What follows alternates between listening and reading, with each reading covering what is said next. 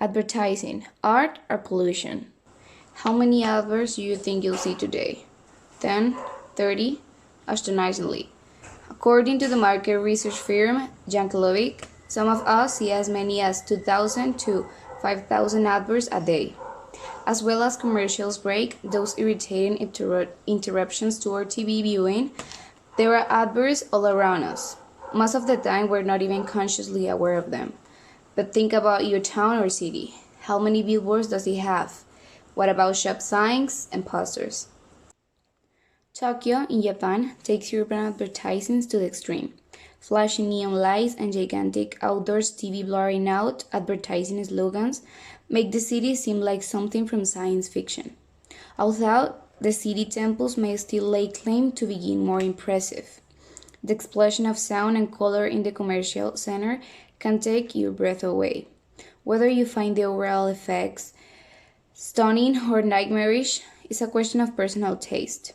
However, it could be hard not to admire the advertiser's ingenuity. Recent innovations include interactive games projected onto walls for people to play with, all featuring a company logo, of course.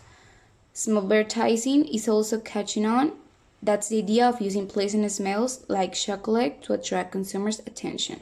Innovations in Tokyo are of huge significance in the world of advertising, because where Tokyo leads, other cities soon follow.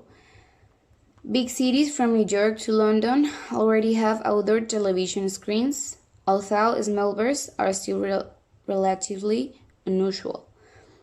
Although Tokyo is far from being universally admired, many urban authorities find its approach to advertising exciting and dynamic.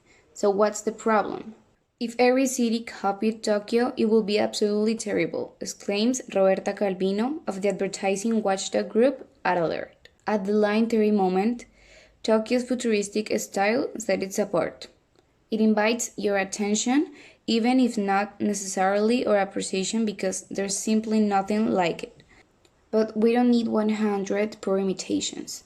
Do you want tourists visiting your city to notice the wonderful architecture, the upmarket shopping boutiques, or the million of signs and flyers?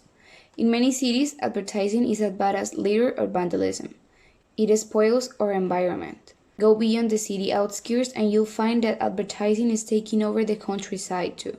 The world's biggest advert was actually in a field in Austria, below the flight path to Vienna Airport. It was the size of 50 football pitches. According to Roberta, advertising can also influence the way we think and feel. Advertisers want to convince us that their products will make us happy or successful, just like the celebrities in the promotions. Unfortunately, that's all an illusion. You can't simply buy a celebrity lifestyle at the shops. Nevertheless, advertisers work hard to get us to swallow this message. For instance, fashion brands prefer to advertise using an image of glamorously made-up supermodels, because they want ordinary girls to feel inadequate in comparison. The logic goes that the more dissatisfied we feel with our lives, the more we'll spend to cheer ourselves up. Although outdoor advertising may seem to make less of an immediate impression than TV commercials, its message can give greater force. If we don't want to watch a TV ad, we can turn over or switch off. We can't be so choosy about our surroundings. Or perhaps we do have a choice? In 2007, one Brazilian city made a radical protest.